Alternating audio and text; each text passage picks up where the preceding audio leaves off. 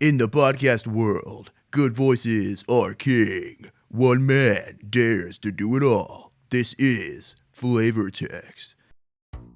Hello everyone, you're listening to Flavor Text, the voice acting podcast where the casual tries to give you professional advice. Today's show is all about practice and professional methods of practice. What do I mean by this? Well, to be a voice actor, because this show is about voice acting, crazy, am I right? To be a good voice actor, you need to practice your form of art just like every other artist needs to do. So, the idea driving this show today is professional methods of practice. So, first we're going to talk about method acting. What is method acting? For those of you who do not know, method acting is when you use real-life experience to sort of drive what's going on with your character, you know? It's used in not only just not just voice acting, but also in like live-action recordings. It's a very helpful technique that allows you to really get behind the skin of your character, which is ultimately what you're trying to do when you're voice acting. So, speaking from experience is something that is going to really amp up your performance. Secondly, I'd like to talk about the Heath Ledger technique.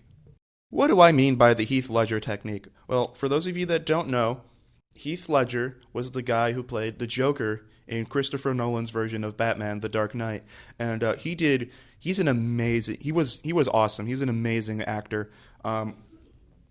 Basically, what he did to prepare for this role was he locked himself up in a hotel for like a month and pretended to be the Joker. He did everything like Joker style. He talked like the Joker, and he did nothing but do this for like a month, and it almost drove him insane. So that's just something I want to point out because it's a more experimental take on voice acting practice, if you know what I'm talking about, right? Yeah, so definitely it was a little dangerous to his mental health, so I wouldn't recommend doing this for every role.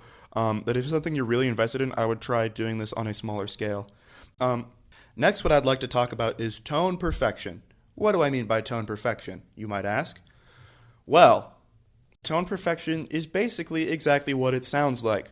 In case you haven't noticed, when I do these podcasts, I try to keep a regular sort of tone, but sometimes, obviously, I will descend into this lower kind of whispery voice, and it kind of ruins the production quality of my show. So I'm trying to keep this general like exact volume while I'm talking, and it's a little tricky to do. You got to keep this perfect balance. Not only will this save your editors a crazy amount of time, which your editors might be you. In this case, my editor is me. So it'll save you a crazy amount of time. My voice does this really annoying thing where it like makes this gross like clicky sound. You know what I'm talking about? It kind of goes, and it's usually right before I start another sentence after I take a breath. It's really gross, and I hate editing it out because it always leaves like these blank spaces that are like dead silent compared to like the room noises that go on in the background typically. So it's either edit those out too or just like silence that entirely. And making that clicky sound is just really unhealthy for your recording. So when I talk about tone perfection, I want you to know when I talk about tone perfection that you really, really, really need to work on it. It's super important. Getting that recording just right. Obviously, you're going to be saying the same sentences like over and over again. So this is something that you can work on while you're working on your lines. Tone perfection is just what I'm calling it. There's no real name for it as far as I know. It's just practice. Okay, so now we're going to talk about different iterations of lines. If you receive a line that you don't quite like, feel free to improvise just a little bit. This is something that not even just regular voice actors should do, but actors in general. This is acting advice as well. So giving different versions of lines or like changing the way your tone shapes the sentence or stuff like that, basically, is going to really help flesh out your character and make it sound more realistic. You have different versions of lines that you can choose from, see which one you like the best, and that is just going to be something very helpful to kind of, it's going to help you realize your characters a lot quicker. Natural adjustments. Over time, your voice will naturally, your character will naturally adjust itself, and you're going to have a fantastic voice if you just do it enough. You know what I'm talking about? Like, my voice for Spamton G. Spamton, I talked about this last episode. It used to be something just really boring like this, you know? I did not have a very good, like, sales pitch kind of voice back then, but I workshopped it a bunch, and naturally it just kind of turned into something like this.